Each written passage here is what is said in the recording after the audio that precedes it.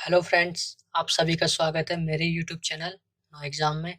आज हम बात करेंगे राजस्थान की कला एवं संस्कृति के बारे में, जिसमें हम पढ़ेंगे राजस्थान के लोक देवता। राजस्थान के लोक देवताओं में हम पढ़ेंगे जो पंचवीर चल रहे थे हमारे, उसमें जो बच गए उनके बारे में। तो चलिए शुरू करते हैं। और शुरू करने से पहले मैं आपको राजस्थान का मैप में अब तक जो हमने पढ़ा है वो, और जो हम थोड़ा बहुत आगे पढ़ेंगे राजस्थान के मैप के बारे में वो मैं आपको बताऊँगा। फिर उसके बाद हम वीडियो को शुरू करेंगे। तो चलिए शुरू करते बिना किसी देरी के साथ बेसिक जानकारियों के लिए। दोबारा से हम पढ़ रहे हैं, जैसा कि हमने अभी तक पढ़ चुके हैं कि राजस्थान के मैप के बारे में, उसी को हम रिपीट करते हैं एक बार, ताकि आपका रिवीजन हो जाए और आपको आसानी से याद हो जाए। तो देखिए, ये राजस्थान का एरिया है। इसका क्षेत्रफल है 3,42,239 वर्ग किलोमीटर पॉइंटों में, लेकिन आपसे मैक्सिमम यही पूछेगा, तो आपको ये याद रखना, 3,42,239 वर्ग किलोमीटर। ठीक है, स्क्वायर किलोमीटर बोल लो या वर्ग किलोमीटर बोल लो। ठीक है, अब इसमें बात करते हैं हम। इसकी अंतर्राष्ट्रीय और अंतर्राज्यीय टोटल सीमा कितनी लगती है? 5,920 किलोमीटर। 5,920 किलोमीटर। ठीक है, और इसमें अंतर्राष्ट्रीय सीमा है 1,070 किलोमीटर की। ठीक है, और अंतर्राज्य मतलब राज्यों के साथ कितनी सीमा लगती है इसकी? 4,850 किलोमीटर की। और इसमें बात करें पाकिस्तान के साथ जो सीमा लगती है, जिस देश के साथ लग रही है पाकिस्तान है, वो कितनी है? और किस, आपको बता दिया मैंने, वो 1,070 किलोमीटर। और सबसे ज़्यादा सीमा किस जिले की लगती है पाकिस्तान के साथ? वो है जैसलमेर, जिसकी जिसकी सीमा कितनी है? 4,464 किलोमीटर। ठीक है, और उसके बाद दूसरे नंबर पे आता है बाड़मेर, जिसकी सीमा लगती है 228 किलोमीटर। और तीसरे नंबर पे आता है श्रीगंगानगर, जिसकी सीमा लगती है 210 किलोमीटर। और आखिर में आता है बीकानेर, जिसकी लगती है सीमा 168 किलोमीटर। और आपको ये भी पता होना चाहिए, पाकिस्तान के साथ सीमा लगाने पर सबसे नज़दीक का मुख्यालय किसका है? श्रीगंगानगर का है। और सबसे दूर मुख्यालय किसका है? बीकानेर का। ठीक है, ये आपको पता होना चाहिए। और आपको ये भी पता होना चाहिए, ये जगह कौन सी है? यहाँ पे है छप्पन की पहाड़ियाँ। ठीक है, जो बाड़मेर में है। और ये है त्रिकुट की पहाड़ियाँ। ठीक है, यहाँ पे सोनार का किला भी है। ठीक है, और ये छप्पन की पहाड़ियों में आपको बताइए, वो हल्देश्वर महादेव का मंदिर है। नाकोड़ा पर्वत भी यहीं पे है। ठीक है, ये आपको पता होना चाहिए, जो मैंने आपको पहले की वीडियोज़ में पढ़ाया है। और हम बात करते हैं अब कि ये सीमाएँ हो गई है। और यहाँ से पाकिस्तान के साथ सबसे दूर का जिला मुख्यालय कौन सा है? वो है धौलपुर का। धौलपुर जिला मुख्यालय है ना, वो सबसे दूर पड़ता है पाकिस्तान के साथ, और बाकी सब पास में है। ठीक है, और आपको मैंने बता ही दिया है। इसके अलावा हम जानते हैं पाली के बारे में। पाली सबसे ज़्यादा जिलों के साथ सीमा रखता है, 8 जिलों के साथ। तो 8 जिले कौन कौन से? तो पहला आता है राजसमंद हो गया, दूसरा दूसरा ये हो गया अजमेर, तीसरा नागौर, चौथा जोधपुर, पांचवा बाड़मेर, छठवा जालोर, सातवां सिरोही, आठवां उदयपुर। ये 8 जिलों के नाम याद वैसे ही रख लेंगे आप, आपको याद रहेगा। लेकिन आपको ये 2 जिले आपको बता ही चुका हूँ पहले भी, कि बाड़मेर और उदयपुर, ये आपको याद नहीं देंगे, बाकी सब तो याद भी रह जाते हैं। बाड़मेर उदयपुर, ये 2 जिले हैं जिनके साथ भी सीमा लगती है। बाड़मेर के साथ तो बहुत कम लगती है, आपको याद होना चाहिए। अब इसके बाद में हम बात करें, हाँ, कि पाकिस्तान के साथ जो प्रारंभिक बिंदु और अंतिम बिंदु, ये 2 बिंदु है जहाँ पे, 2 बिंदुओं पे जहाँ पे इसकी सीमाएं खत्म होती है। एक तो श्री गंगानगर के हिंदूमल कोट में, यहाँ पे आखिरी बिंदु राजस्थान के साथ जहाँ पे सीमा लगती है उत्तर में, और दक्षिण में यहाँ पे बाखासर, जो बाड़मेर में, यहाँ पे जाके सीमा पाकिस्तान की राजस्थान के साथ, भारत के साथ नहीं, राजस्थान के साथ सीमा खत्म हो जाती है, यहाँ तक सीमा लगती है। ठीक है, और इस सीमा को क्या बोलते हैं? रेड क्लिफ लाइन, जो मैं आपके लिए आज के लाया हूँ, रेड क्लिफ लाइन बोलते हैं। और ये इसका इसका उद्घाटन कब हुआ था? 17 अगस्त 1947 को। ठीक है, जो रेड क्लिफ जो थे ना, उन व्यक्ति के द्वारा इसका उद्घाटन किया, इसका नाम रखा गया था, रेड क्लिफ लाइन रखा गया था उनके नाम पे। और इस सीमा का निर्धारण हो गया था 17 अगस्त 1947 को।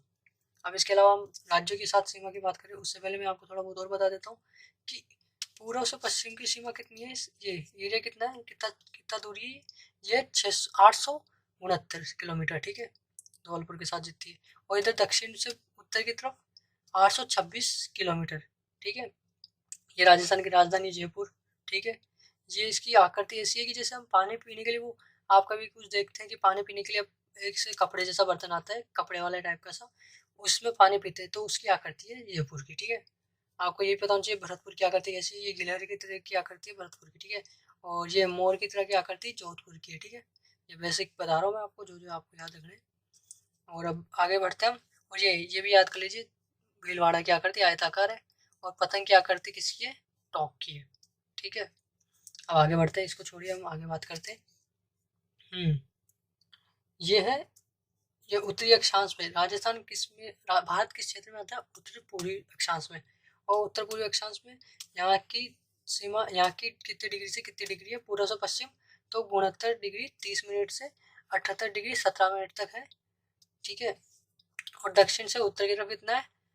दक्षिण से उत्तर की तरफ 23 डिग्री 3 मिनट से 30 डिग्री 12 मिनट तक है, ठीक है। और हम बात करें आगे तो और क्या बच जाता है? हाँ, राज्यों के साथ सीमाएं देख लेते हैं हम। पंजाब के साथ सीमा लगती है 89 किलोमीटर की सीमा। और कौन कौन से, पहले मैं बता देता हूँ कौन कौन से राज्यों के साथ लगती है। पंजाब, हरियाणा, मध्य प्रदेश, उत्तर प्रदेश, नहीं हरियाणा, सॉरी, पंजाब, हरियाणा, उत्तर प्रदेश, मध्य प्रदेश, गुजरात। तो सबसे ये सीमा बता देता हूँ। पंजाब के साथ लगती है 89 किलोमीटर की, 89 किलोमीटर की। और 1262 किलोमीटर की हरियाणा के साथ लगती है। और 877 किलोमीटर की यूपी के साथ लगती है। और 1600 किलोमीटर की सीमा मध्य प्रदेश के साथ लगती है। और ये कितना है? ये 1022 किलोमीटर गुजरात के साथ, ये आपको पता होना चाहिए। तो इसमें अब बात करें हम कि सबसे कम सीमा पंजाब के साथ लगती है 89 किलोमीटर की, और सबसे ज़्यादा सीमा लगती है 1600 किलोमीटर की मध्य प्रदेश के साथ। आपको ये भी बताना चाहिए कि हनुमानगढ़ ऐसा जिला है जिसकी, कई ऐसे जिले हैं जिनकी दो राज्यों के साथ सीमा लगती है। उसमें हनुमानगढ़ आता है जिसकी पंजाब और हरियाणा के साथ सीमा लगती है।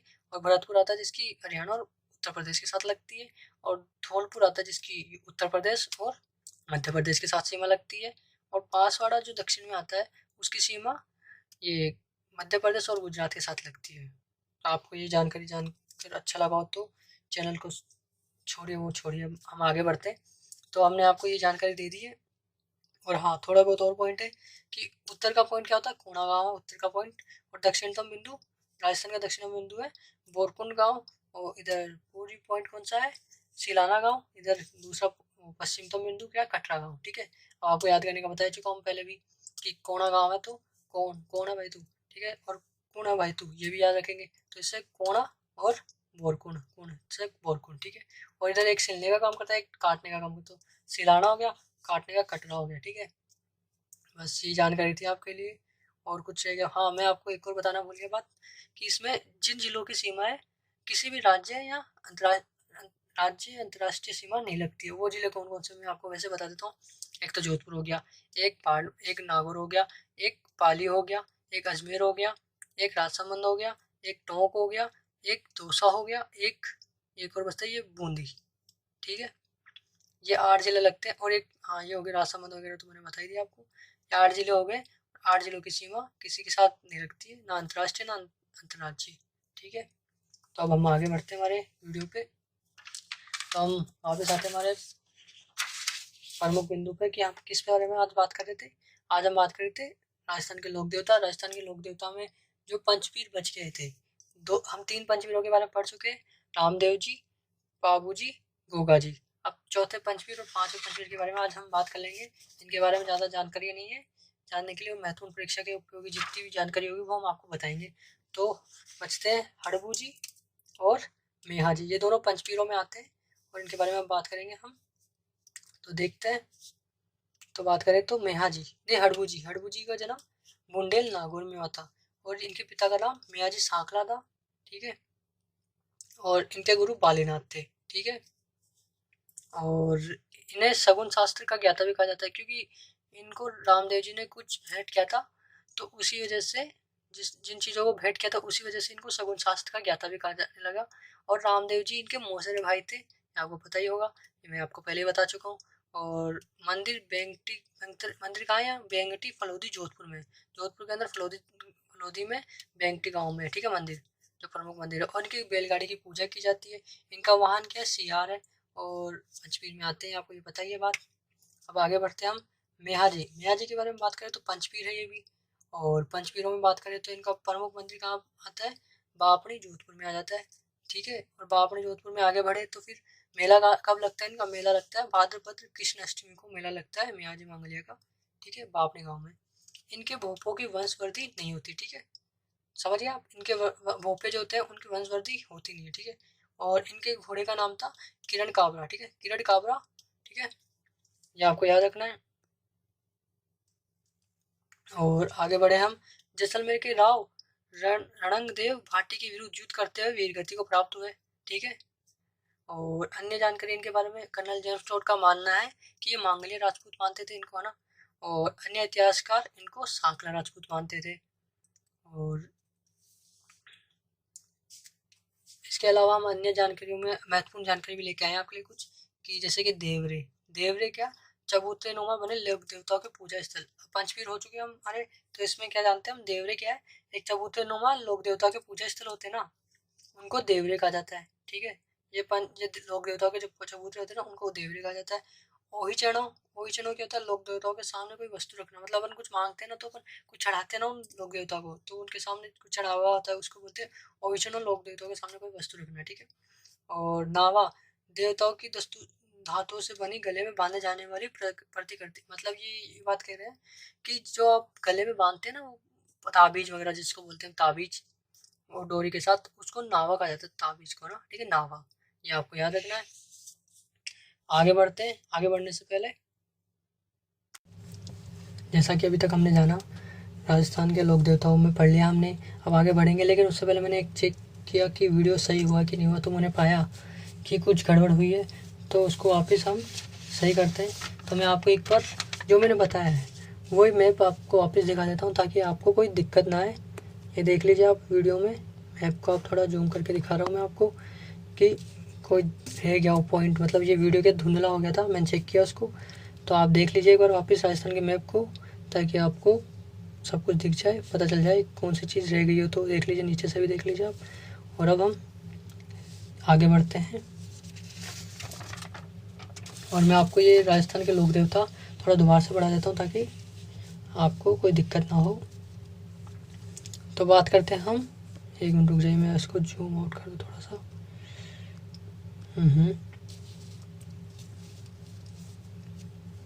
तो हड़बू जी का जन्म नागौर में हुआ था, मुंडेल में। पिताजी का नाम मैयाजी सांकला था, गुरु बालीनाथ थे।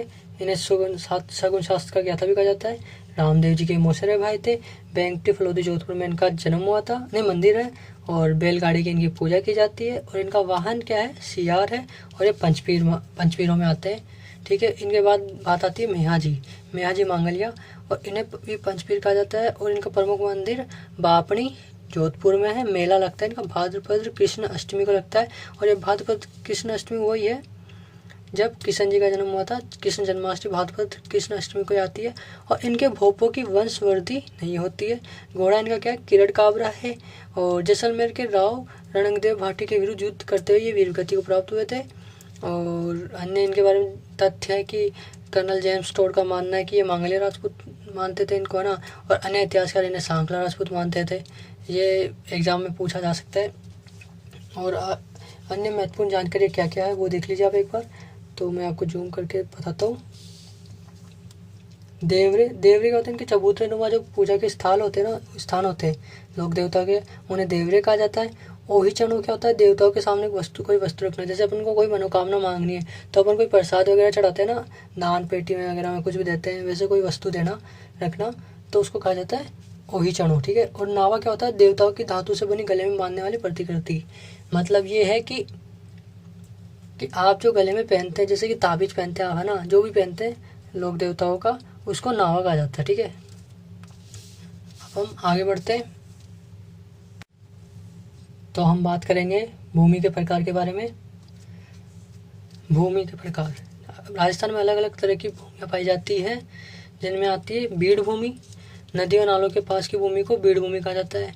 और हक्त वक्त की भूमि क्या होती है, हक्त वक्त की भूमि वो भूमि होती है जो जोती जाने वाली भूमि होती है। ठीक है, जो जोती जाती है ना, जोतते खेत वगैरह, उनको हक्त वक्त की भूमि कहा जाता है। ठीक है, ये याद रख लीजिएगा, ये एग्जाम में पूछे जाते हैं, ये इंपॉर्टेंट फैक्ट है जो मैं आपको बता रहा हूँ।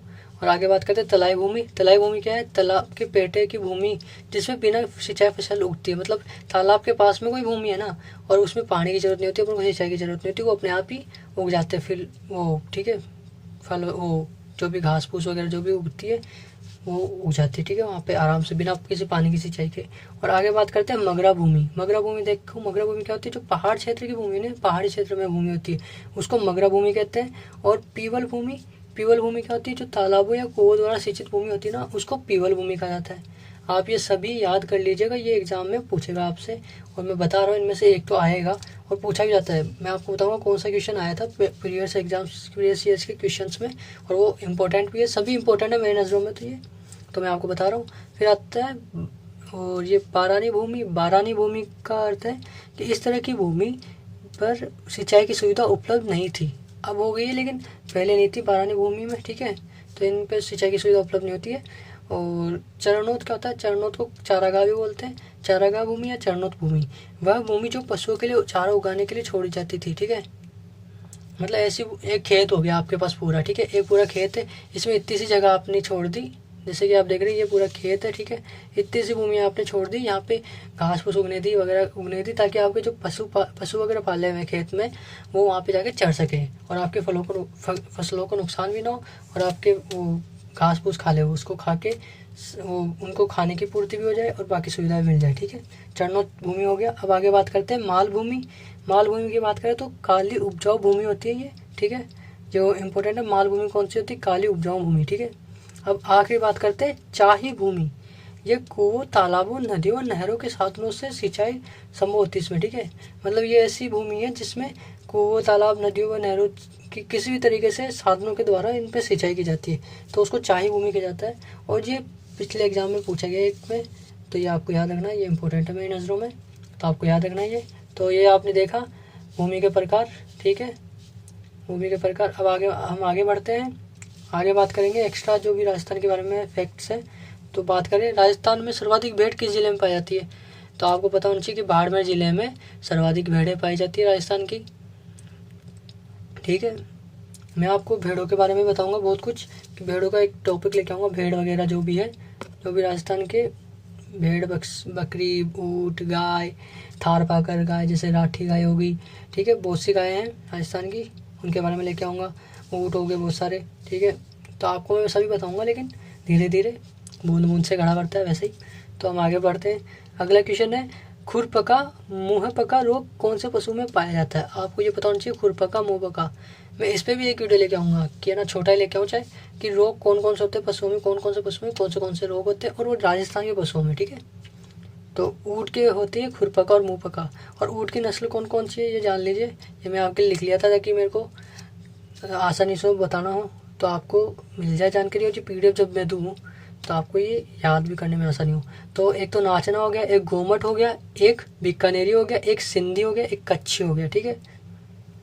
तो ये याद रखिएगा, और हम आगे बढ़ते हैं। ये याद रखिएगा खुरपका मुँहपका रोग कौन से पशु में पाया जाता है, ये पूछे जाता है एग्जाम में, ठीक है। ये कौन सा रोग है, किस जानवर में पाया जाता है, ये जानवर कहाँ पाया जाता है, ये जानवर कहाँ पाया जाता है, कौन से क्षेत्र में पाया जाता है, ये पूछे जाते हैं। तो मैं आपको सब वीडियो में बताऊँगा आगे की वीडियोज़ में, तो आप इस चैनल के साथ बने रहिएगा, ठीक है।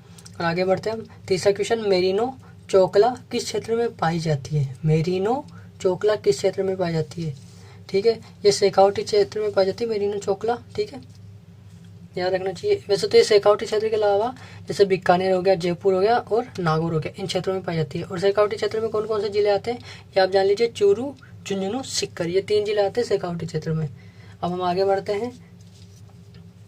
चारभुजानाथ मेला कहाँ व कब लगता है, ये क्वेश्चन है। चारभुजानाथ का मेला लगता है मेड़ता सिटी नागौर में, ठीक है, मेड़ता सिटी नागौर में लगता है चारभुजानाथ का मेला। श्रावण शुक्ल एकादशी को लगता है। कजली तीज है, कजली तीज कब मनाई जाती है ये एक्स्ट्रा है आपके लिए, ये याद रख लीजिए। मेड़ता सिटी नागौर में, ये है ना चारभुजानाथ का मंदिर जो था, मेरे को जहाँ तक पता है ये है ना मीराबाई के लिए मनवाया गया था, ठीक है। और हम बात करते हैं, ये नागौर में लगता है और श्रावण शुक्ल एकादशी को लगता है। एग्ज़ाम पूछे जाते हैं कि ये मेला कब लग रहा है, कहाँ लगता है, ये पूछे जाते हैं, आपको ये याद रखने। और हम आगे बात करते हैं कजली तीज। कजली तीज बूंदी की प्रसिद्ध है, और भाद्रपद कृष्ण तृतीया को यहाँ पे मेला लगता है कजली तीज का, ठीक है। ये तीज कब आती है, कजली तीज भाद्रपद कृष्ण तृतीया को। और आपको ये याद होना चाहिए गणगौर बूंदी में नहीं पूजी जाती है, ठीक है, ये आपको याद होना चाहिए, ये एक इम्पोर्टेंट बात है, एग्जाम में पूछ सकता है। गणगौर एक बूंदी के साथ एक और जिला है जिसमें पूजी नहीं जाती, अगर आपको पता है तो कमेंट सेक्शन में बताइएगा, ठीक है। धन्यवाद। तो ऐसी जानकारियों के लिए आप हमारे चैनल नो एग्ज़ाम पे चैनल को सब्सक्राइब कर लीजिए, और बेल आइकन को दबा लीजिए, वीडियो को शेयर कर दीजिए, ताकि औरों की मदद हो सके, उन्हें भी ऐसी महत्वपूर्ण जानकारी मिल सके। तो आप सभी का धन्यवाद, और बस कोई इंक्वायरी हो तो कमेंट सेक्शन में लिखिए, मैं उसे सॉल्व करने की कोशिश करूँगा। धन्यवाद।